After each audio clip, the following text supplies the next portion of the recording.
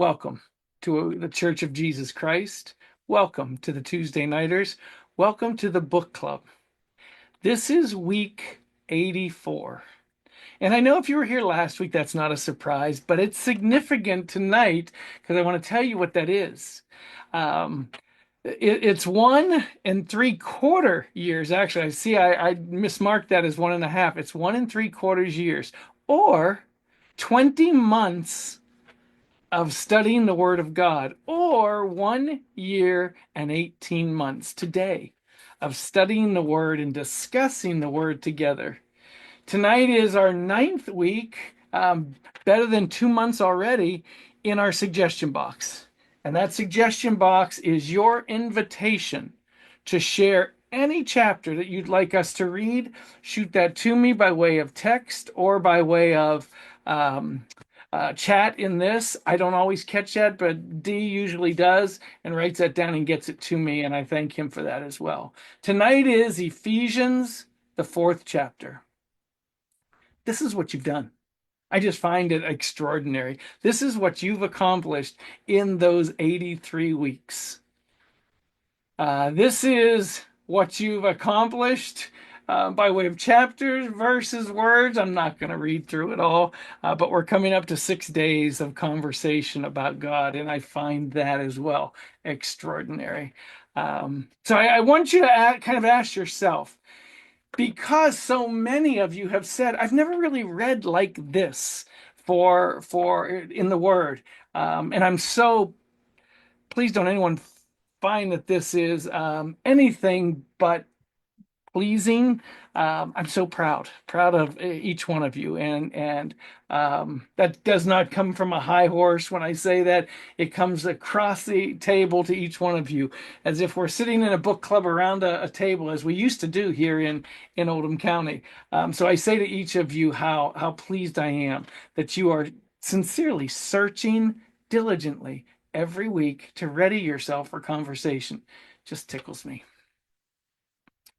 All right. Ephesians, the 4th chapter, is one chapter, 32 verses, 617 words. Not a whole lot. Kind of just enough. It's a Goldilocks chapter. It's just right, for at least for my liking. So this chapter may, as you look at it, and maybe you mark the word, and you have highlighting marks or maybe notes on the side. So it feels like one of those filled with sage wisdom, like Psalms or Proverbs or a book like that.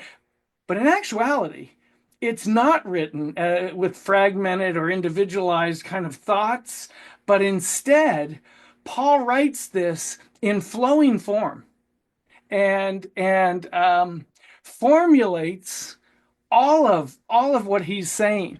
So while we'll see a verse that just jumps out, and again, maybe it's one of your favorite verses, it flows with the verse before and the verse after, or even the thought before and the thought after, which could even be almost paragraph form. But this is a concise reference, at least to me, to answer these questions: how, what, why, when. This was made even more aware to me when it fit a sermon that we had over the last month or so that spoke on good order. So this chapter, I believe, is Paul's writing to the church, present time in his time, real time for him, and for the church of Jesus Christ in future times, like 2025. And so he spoke on organizational level, he spoke on personal level, he spoke on spiritual level, he spoke on multiple levels. So let's break it down by verse, or at least verses. Verse 1, he starts assuring that all of us are in the right spirit, if you will, before we even start, identifying us as prisoners of the Lord. And what he's telling us is all of us are captured by God's love. It's a wonderful imprisonment, just to be sure. So if you're wondering, prisoner to what? Just ask this question: how can you ever repay him? As so many songs that we sing ask. You can't, right? Everyone agrees you can't. So we have to agree then that we owe God everything. We owe God every day. We owe God in every way. So that is what describes what that imprisonment means. A prisoner of the Lord to something, and certainly someone, who's quite glorious, beyond anything we could ever manufacture.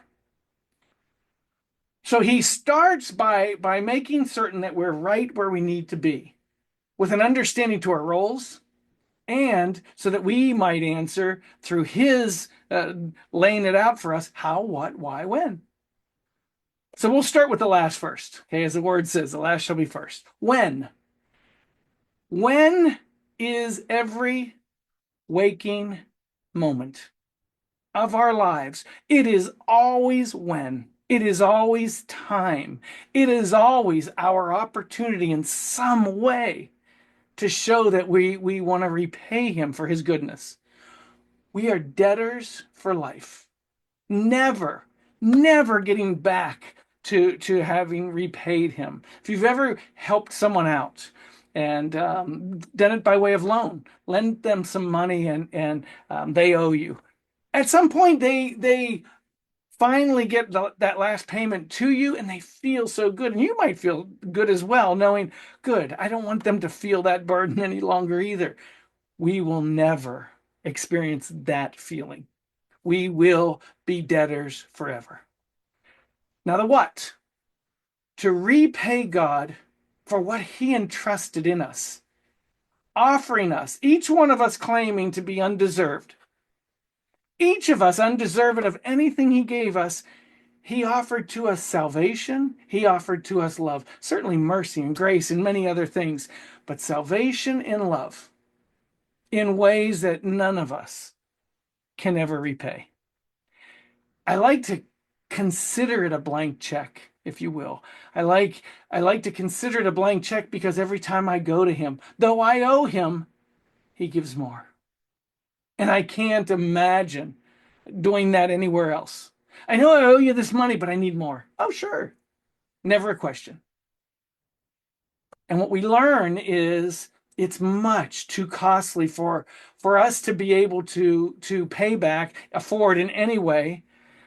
So that blank check was paid by Jesus Christ, and the debt becomes greater.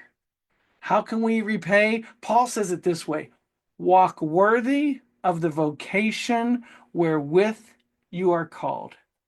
That's just the first verse. We will not do a slide per verse, I promise you. But I wanted you to understand what Paul was doing with this chapter. He was laying it out to get us focused in a role of humility, in a role of understanding where we stand, if you will, in comparison to and in relation with God. Verse 2 teaches us how to accomplish the walk that he spoke of. Walk worthy of your vocation. He teaches us how to accomplish the walk. And he talked about maintaining unity. He used unity a couple different times in that verse. Verses 3 through 6, verses 3 through 6 teach us what the results of making that walk worthy of will be. And it's a oneness. He speaks at length about a oneness. One with, one with, one with. One this, one that, one that. Oneness. Verse 7 teaches us how we accomplish this. Talks about gifted grace. We don't accomplish it on our own. We accomplish even that through God's grace. 8 through 10 teach us why God's empowerment aids in this. And he talked about gifts and callings. Well, I hope you see how he's laying this out in proper order. Even from the beginning, to make certain that he affects our mindset, gets us in the right spirit to receive all of this, because then it comes almost rapid fire. Verse 11 teaches what God's specific empowerment looks like, and he identified the offices, those ordained offices. And 12 and 16 teach us what those callings are purposed to accomplish.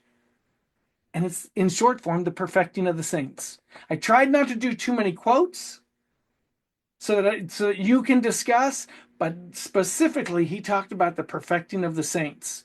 17 through 19 taught us how not to walk the walk. And if you remember, he spoke of the vanity of the mind. And we slip so easily into self, vanity, vain thinking, how it affects us, how it can get back to us. And he spoke that we have to keep that away from ourselves. Verse 20 through 24 teach us who walked the walk first. And he used that beautiful statement, the truth is in Jesus. I could weep just saying those four words together. Verses 25 through 32 teach us specifically how to walk the walk. And he talks about gifts and callings and how they enhance that walk. And verse 32 finishes up by teaching us why we walk the walk. And he makes certain the same strength of how the chapter started to make sure we were in the right spirit, it finishes strong too, telling us that God has forgiven us, reminding us that we're debtors. This chapter asks and answers how, what, why, and when. Paul's thoughts on oneness, I just thought I'd do a little bit of a shotgun approach for you. Again, I'm not going to dive deep into the verses, but just give you a shotgun approach of words and phrases that I found scattered throughout. So when he talked about the oneness or the unity, he talked about the body, the spirit, the hope, the Lord, the faith, the ordinances. Actually, he talked about one baptism, and of course, one God.